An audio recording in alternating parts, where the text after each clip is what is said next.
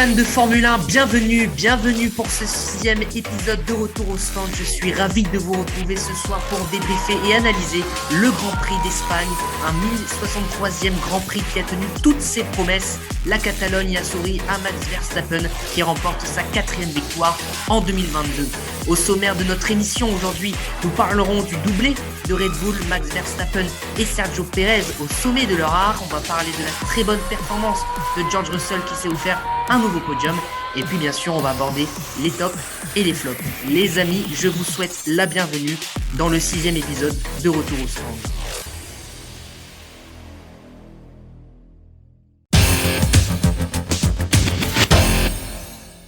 Retour au stand revient après 15 jours de pause. De nouveau, je serai associé avec un seul collègue et pas des moindres puisque c'est Clément Bigois qui fait son retour et me fera l'honneur de débriefer avec moi ce Grand Prix d'Espagne. Bonsoir à toi, Clément, ravi que tu sois là. Comment as-tu vécu ce Grand Prix d'Espagne ? On est d'accord pour dire qu'on a un peu plus vibré par rapport au Grand Prix précédent. Bonsoir Quentin, bonsoir à toutes et à tous. C'était un Grand Prix passionnant, contrairement aux éditions précédentes. On sait que le circuit de Montmelo n'est pas forcément celui où il se passe le plus de choses, mais on va dire que le cru 2022 est très bon, à nuancer tout de même avec l'abandon au 28e tour de Charles Leclerc qui réalisait une course magnifique, qu'il aurait peut-être gagné de la tête et des épaules. Mais on a vu une drôle de course, que ce soit pour le top 3, pour les 4 à 6e place et même des belles batailles ailleurs. Donc, un Grand Prix d'Espagne très positif et avec pas mal de choses à retenir pour la suite de la saison et c'est ça qui est très très bien. Effectivement, et donc Max Verstappen s'offre une 4e victoire de la saison, la 24e dans sa carrière. Ça a été un week-end globalement très réussi, avec un peu de chance par rapport à la course, on va y revenir. Clément, malgré les problèmes de fiabilité qui rôdent toujours dans les parages chez Red Bull, on rappelle que Max n'a pas pu faire son dernier tour en Q3 samedi, malgré le problème de DRS qui l'a pénalisé à un moment donné pendant la course. On sent que Max, il maîtrise quand même les choses et pour le moment, la dynamique est en sa faveur et il est un peu tout seul. On se dit quand même que le week-end samedi, il se complique réellement parce que il est plutôt bien aux essais et puis les qualifs se passent pas finalement comme prévu, notamment avec le 3e tour, même si au final on voit que le chrono de Leclerc était assez énorme, même si voilà avec des si on peut refaire le monde, il l'aurait peut-être rapproché, peut-être pas battu. Le début de course avec ses soucis de DRS, on se dit que le week-end va être un peu cata. Et puis, il se transforme avec 25 nouveaux points, la reprise de la tête du championnat, des gros points pour Red Bull qui en marque 44 dans le week-end avec le doublé. Voilà, tout est bon côté Verstappen. Il a fait le job, réalisé une course pas parfaite parce que ça aurait pu très mal se passer avec le fameux virage 4-5 où également sorti Carlos Sainz, on y reviendra. Il est passé proche de la correctionnelle. On sait qu'à Barcelone, sortir, voilà, ça entraîne parfois quelques dommages, notamment au niveau du fond plat avec ses graviers. Alors voilà, soit c'est les graviers, soit c'est le Tech Pro. C'est les fameux débats des semaines précédentes. Mais il est passé proche de la correctionnelle. Et je pense que tu as dû trembler sur cet épisode parce que voilà, une faute, on sait qu'on n'a pas vraiment le droit à beaucoup de fautes dans un week-end. Alors oui, j'ai tremblé entre guillemets. Il y avait tellement d'écart entre les 4 premiers et les autres que je me suis dit bon, il aura la capacité de revenir sur les 3 pilotes qui le devancent. Mais voilà, j'ai quand même gardé un peu de confiance en Max. Je sais qu'il en est capable. On reparlera aussi du cas Pérez. Mais donc, pour revenir sur Max, moi, je trouve que par rapport à l'année 2021, il est un pilote un peu plus mature. Je le sens dans sa conduite. en tout cas. Je ne sais pas ce que tu ressens, toi, par rapport à son pilotage, mais il a l'air un peu plus serein, un peu plus mature, là où en 2021, il aurait pris tous les risques. Alors, je ne dis pas qu'il n'en prend plus des risques. Si, c'est toujours Max Verstappen. Il prend toujours des initiatives un peu folles, entre guillemets, mais je le sens un peu plus mature, un peu plus serein. Bon, là, il a pété un plomb clairement avec le DRS, ça peut se comprendre. Mais je ne sais pas, toi, ce que tu en penses. C'est compliqué à dire, vraiment, parce que c'est pas, j'ai pas envie de dire qu'il est schizophrène ou bipolaire, mais c'est-à-dire qu'on a le droit à un Max Verstappen chaque course un peu différent, mais c'est le cas depuis des années. Alors, on a eu le Max complètement fou au début, parfois même très dangereux. On a le Max très talentueux avec une voiture très bonne. On a eu l'année dernière un Max ultra conquérant avec une rage de vaincre terrible. Et cette année, on a un Max qui finalement a terminé 4 courses, a gagné 4 fois, s'est énormément énervé sur les problèmes de fiabilité. Ça lui a pas vraiment plu de pas faire le 3e tour qualif dimanche. Le DRS, on l'a vu, comme tu l'as dit, on l'a vu s'énerver. Mature, c'est peut-être pas le bon mot. Il reste quand même assez spécial. Après, c'est la rage des champions et l'énervement, ça vient du côté exigence plus. Ce que j'allais Donc, dire, un champion du monde peut être exigeant, peut se permettre aussi d'avoir un peu d'exigence envers son équipe. Il n'aime pas perdre, voilà. C'est malheureusement, non, heureusement, c'est la beauté du sport et c'est un peu le cas de la part du top 5 où même si tous n'ont pas gagné, c'est le cas de Russell et de Sainz, mais en tout cas, on le sait que les vainqueurs de Grand Prix sont un peu différents et peuvent se permettre, si je puis dire, d'être des râleurs, d'être des mécontents. Mais par rapport à sa bataille, à son très beau duel face à George Russell, moi je pense que l'année dernière ou encore il y a quelques années, il aurait pris des risques insensés, tandis que là, il a pris le temps. Bon, il pouvait pas faire grand-chose avec un DRS un peu en faillite, mais c'est là que j'ai senti un autre Verstappen. Bon, après, c'est mon. Ouais, mais Quentin, finalement, il prend peut-être moins de risques parce qu'il sait que Leclerc est out. C'est une donnée quand même importante. C'est-à-dire que il sait que s'il y arrive, c'est bingo, il prend la cagnotte, il fait tomber toutes les pièces à Las Vegas. S'il n'y arrive pas, il assure quand même un podium et il assure des gros points qui auraient pu lui permettre de revenir, de coller au derrière de Charles Leclerc au championnat, même si on est à 6 courses sur 22. Voilà, c'est une donnée à prendre en compte. On ne peut pas faire sans cette donnée importante de l'abandon de Leclerc. Quand on dit que le week-end a été passionnant, quand on dit que Max a été énorme, voilà, il a forcément ce côté gestionnaire qu'on reconnaît, qu'on connaît de la patte Horner. C'est-à-dire que quand tu n'arrives pas à gagner, essaye de ne pas sortir et tu as toujours des gros points à prendre. Bon, de toute façon, on verra au fil de la saison si justement Max reste Max ou alors si vraiment il a pris un peu plus de maturité et de retenue. Passons à Sergio Pérez maintenant, le Mexicain préféré de la Formule 1, qui est de nouveau sur le podium à la 2e place.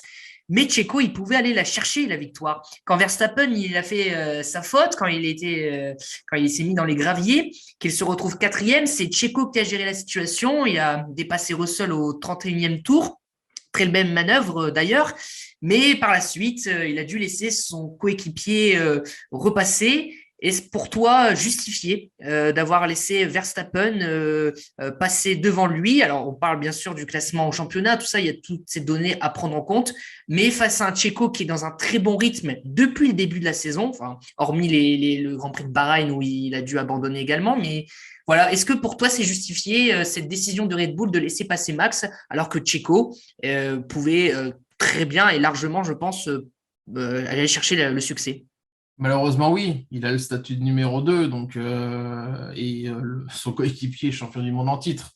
Donc voilà, il est dans une bataille avec un Charles Leclerc impressionnant à part ce dimanche. Mais on le sait que pour l'instant, ils n'ont pas le droit de laisser des points en route. On ne sait pas ce qu'adviendra de Mercedes, on va en parler. Mais peut-être qu'ils vont revenir dans la course et donc priver de points dans les prochains Grands Prix et Red Bull et Ferrari. Donc, dans la lutte, voilà, c'est c'est triste à dire, mais il y a un numéro 1 et un numéro 2. C'est toujours le même débat, que ça soit sur les grandes chaînes, que ça soit dans les journaux ou que ça soit chez nous. Il y a ce fameux débat, un numéro 1 bis, numéro 1 bis, numéro 1, numéro 2. Là, voilà, Pérez est pour le moment numéro 2, mais il aura sa chance. Il aura sa chance clairement dans la saison parce que pour gagner un Grand Prix, parce que voilà, tu fais pas 3 podiums sur 3 deuxièmes places, même sur 6 Grands Prix, sans être talentueux. Il est très rapide, il a le meilleur tour en course. Il a prouvé qu'il était très très bon, qu'il utilisait bien la Red Bull Honda, même si on sait qu'elle est peut-être un petit peu plus typée pour Max. C'est malheureusement justifié, mais il en aura d'autres, je pense, dans la saison pour essayer de glaner une nouvelle victoire. Faudra attendre alors que Max abandonne. Parce que franchement, on voit bien que bon, Max voilà, a un rythme plus élevé que Checo. Si Max n'abandonne pas, je ne vois pas comment il peut avoir sa chance. Ou alors les deux pilotes se battent. Et ça n'arrivera presque jamais, on est d'accord. Ouais, je pense que ça n'arrivera pas, cette bataille, mais on ne sait jamais. Une faute, oui, comme tu dis, un abandon ou une faute un petit peu plus, une faute un petit peu plus importante au départ, là, comme on l'a vu, on va y revenir avec ce qui s'est passé avec Lewis Hamilton, obligé de faire une autre stratégie, de se retrouver à 20-30 secondes, c'est fini. Donc là, clairement, Sergio Pérez aura sa chance, et on le sait, on la connaît, le besoin de victoire, la nécessité de victoire de Horner et toute sa team. S'il faut priver des points, prendre des points à Ferrari, que ce soit à Leclerc pour le championnat ou à Ferrari tout court pour le classement des constructeurs, ils le feront. Donc une erreur est vite arrivée. On l'a vu à Barcelone, il en perd, il perd une dizaine, 8 ou 10 secondes. Un jour, ça peut arriver qu'il en perde 15, 20, 25 et là, ça sera plus du tout la même chose. Eh bien, on verra au fil de la saison. Bien après le clan Red Bull, on va parler de la team Mercedes et notamment de George Russell. Le jeune Britannique enchaîne les très bonnes performances. Il a toujours été dans le top 5 depuis le début du championnat.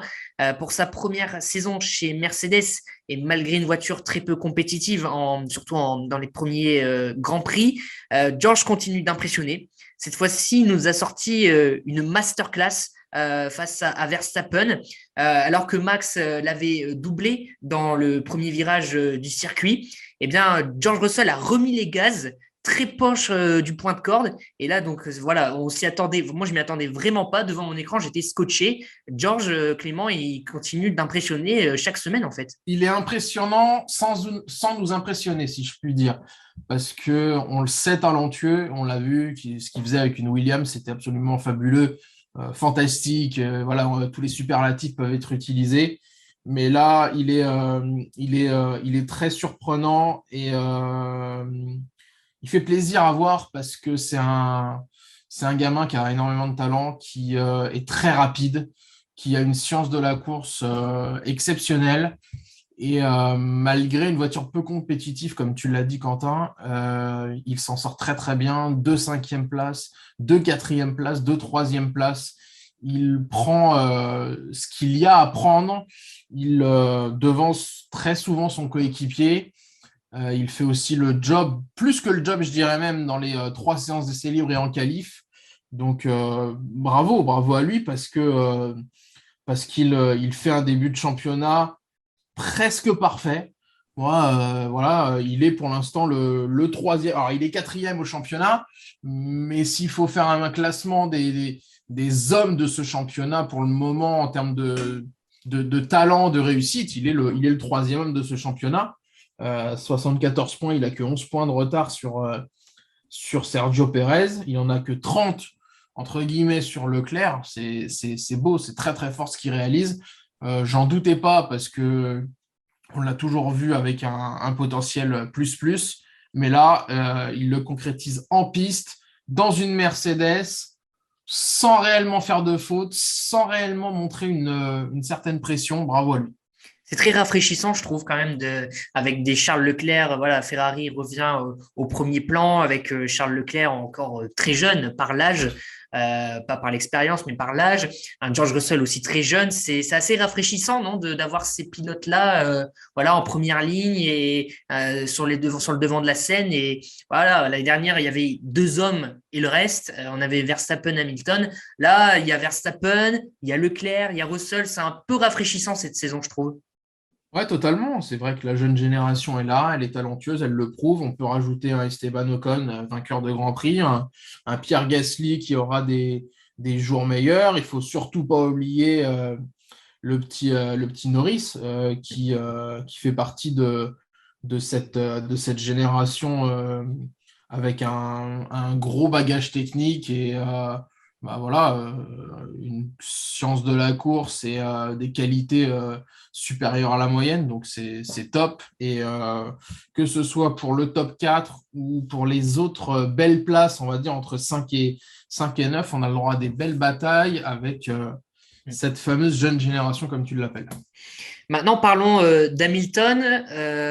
Hamilton, parti voilà, en cinquième, partie sixième au départ, accroché par Magnussen au deuxième virage du premier tour. Qu'est-ce que tu en as pensé, toi, de cet accrochage? Faute à Hamilton ou faute à Magnussen?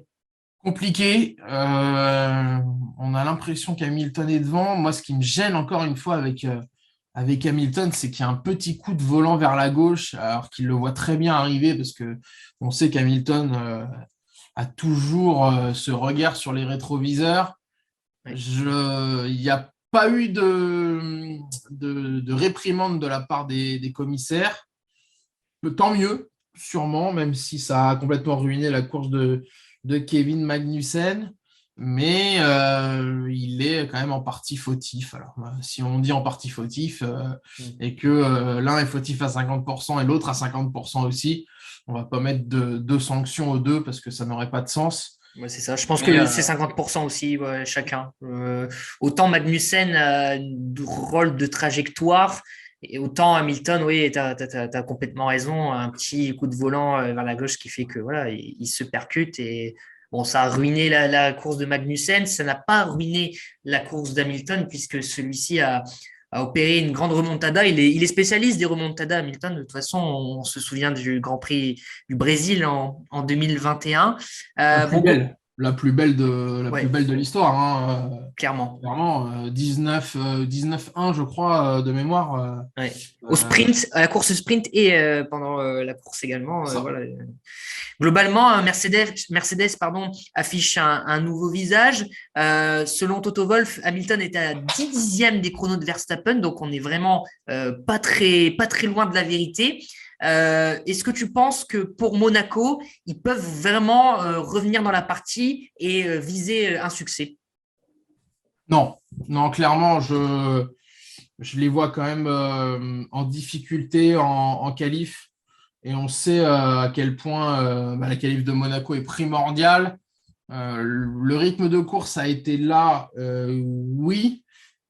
Il faut quand même faire attention avec les conditions de course. On ne l'a peut-être pas cité depuis le début, mais on voit finalement, bon, comme chaque année, mais des voitures qui surperforment quand il fait très chaud et d'autres qui sous-performent.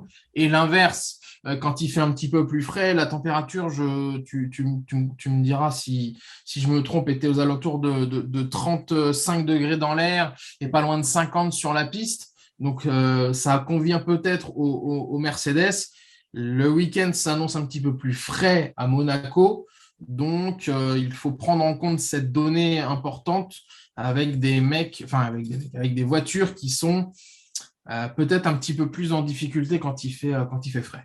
Et surtout qu'ils annoncent pour l'instant 30% à 30% de la pluie pour samedi et à 70% pour dimanche. T'imagines un peu qu'en fait, les qualifications pourraient ne pas déterminer le classement final de la course parce qu'on sait qu'à Monaco, il est très difficile voilà, de doubler. Les places de qualif sont très importantes parce qu'on a un circuit urbain très étroit, etc. Mais là, avec la pluie, ça pourrait tout changer et ça pourrait justement faire l'affaire des Mercedes, par exemple, en première ligne entre Ferrari et Red Bull, ça peut taper quoi. Et Russell et Hamilton, s'ils partent en troisième ligne, disons ça, peuvent voilà tirer leur épingle du jeu. Tout peut arriver sur ce circuit princier, tu le sais, on le sait tous. Donc, et encore plus quand la météo azuréenne devient humide, où on sait que c'est jamais des petites pluies, et c'est soit une grosse pluie de quelques minutes ou de quelques heures, mais c'est en aucun cas trois petites gouttelettes pour arrêter, par exemple, les matchs à Roland-Garros. Donc, ça s'annonce absolument passionnant. Monaco, parfaite transition pour parler de ton chouchou Charles Leclerc. Charles Leclerc, voilà, qui a été contraint à l'abandon dans ce Grand Prix d'Espagne. Problème de turbo, problème de moteur. On savait que ça allait arriver, voilà. Même Mattia Binotto le dit aux antennes de Canal+. Même Charles Leclerc, hein, il l'a dit, voilà, ça devait arriver. Max a dû abandonner 2 fois. Là, c'est au tour de Charles. Malgré tout, il y a l'erreur à Imola. Il y a le duel perdu à Miami contre Max. Et maintenant, sa voiture qui a un pépin. Comment, toi, en tant que supporter de Ferrari, mais déjà, comment aborder Monaco pour Charles, sachant qu'il n'a jamais eu de chance sur ce circuit à domicile pour lui? Et en plus, il est sorti avec la voiture de Niki Lauda Ouais. dimanche dernier l'autre dimanche lors du Grand Prix historique. Mais comment briser cette malédiction? Comment briser cette malédiction? C'est une très bonne question. Je suis pas dans sa tête, mais les Mentalement, éléments. ça doit être vraiment très. Il va se mettre une petite pression, non? Il se met une pression déjà parce qu'il est à domicile, donc on le sait qu'il y a une certaine pression parce qu'il a la voiture pour gagner, donc c'est encore différent, mais on peut pas faire sans la pression comme Gasly à Monza, comme qui est presque à domicile, comme Ocon quand il faut aborder le Grand Prix de France. Tout ça, ou Sergio Pérez quand il est au Grand Prix du Mexique. C'est la fameuse pression du Grand Prix à domicile. Certes, la série n'est pas bonne de la part de Charles Leclerc qui n'a plus gagné depuis 3 courses, mais il faut retenir beaucoup de positifs puisque il a réalisé un tour qualif absolument canon. C'était samedi après-midi et il a été dans les 28 tours, dans les 27 tours couverts, il a été absolument monstrueux. Et je pense qu'il y a énormément de positifs à retenir de cette course pour les grands prix à venir sur circuit, entre guillemets, normal. Donc, on va voir, mais c'est intéressant pour la suite, malgré ce souci de MGUH. Et puis en plus, donc une bonne gestion des pneus, mais il y a eu aussi un nouveau fond plat qui est arrivé pour ce week-end. Voilà, c'est vrai que c'est un moindre mal pour Charles Leclerc et pour la team Ferrari. On verra, voilà, comment ça va se passer à Monaco. Et puis parlons, bien sûr, de Carlos Sainz. Qu'est-ce qu'il faut attendre de lui désormais maintenant que voilà, il a acquis la 4e place ce week-end avec beaucoup de difficultés aussi au problème d'essence de Mercedes. Sinon, Lewis Hamilton finissait devant lui. Qu'est-ce qu'il faut attendre désormais de Carlos Sainz? Moins d'erreurs, mais ça, on cesse de le répéter depuis qu'on a lancé ce podcast Retour au stand. Il fait pour l'instant trop d'erreurs. C'est terrible, mais il se doit de partir deuxième samedi. Enfin, il se doit d'être deuxième lors des qualifs. Il ne l'est pas. Il fait l'erreur. Alors là, on se dit, ça y est, c'est encore une faute de Carlos Sainz. Il s'avère que c'était un endroit du circuit où il y avait énormément de vent et Max Verstappen a fait la faute absolument au même endroit. Donc on se dit, bon, il a fait l'erreur, mais pas que lui. Mais c'est quand même une erreur de trop qui coûte de gros points. Voilà, Ferrari a perdu 32 points sur ce week-end. Lui a perdu pas mal de points encore au championnat. Il aurait pu en marquer quand même quelques-uns de plus. Il se devait peut-être de viser la 2e place derrière Max Verstappen. Ça ne l'a pas été. Donc, c'est encore un Grand Prix, un week-end en demi-teinte pour Carlos Sainz c'est vraiment très frustrant. C'est vraiment très frustrant parce que autant Ferrari, voilà, est la première force du plateau là sur ce début de saison et vraiment, il a eu l'opportunité. Bon, après, il y a ce temps d'adaptation. Il y a eu ce temps d'adaptation pour tout le monde avec les nouvelles voitures.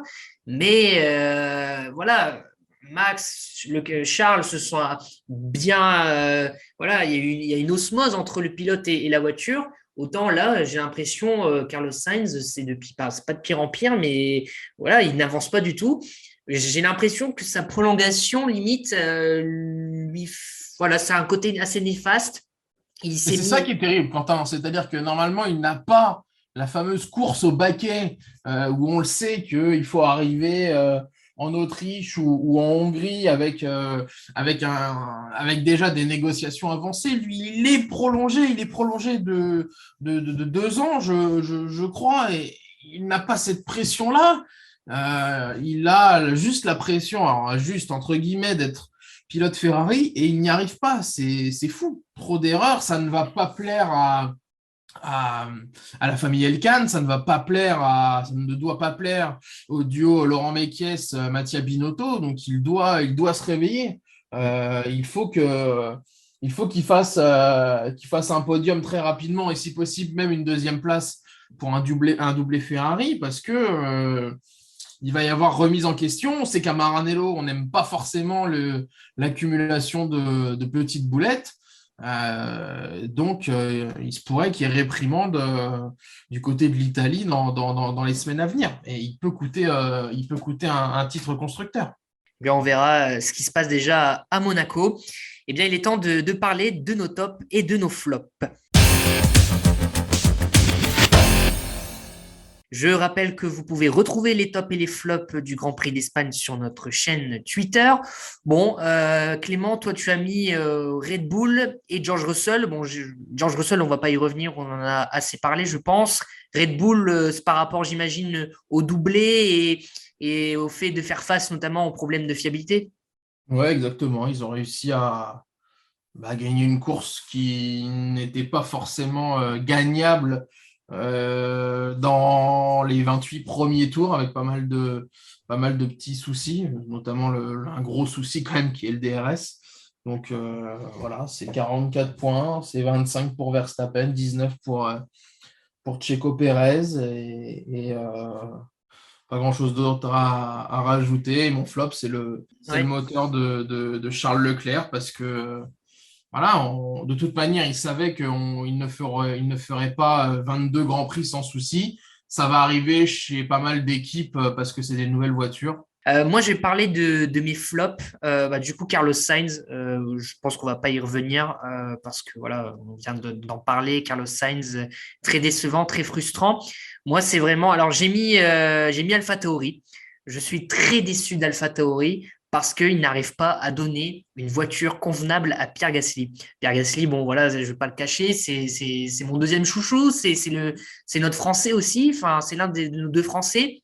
Et j'ai du mal vraiment à comprendre ce qui se passe chez AlphaTauri. En plus, Yuki Tsunoda, avec tout le respect que j'ai pour lui, il devance Pierre Gasly. Pourquoi AlphaTauri n'arrive-t-il pas à donner une voiture convenable à Pierre Gasly? C'est quand même incroyable. Pierre Gasly, alors pour celles et ceux qui ne le savent pas, j'ai une petite stat, c'est le pire le pire début de saison de Pierre Gasly en Formule 1.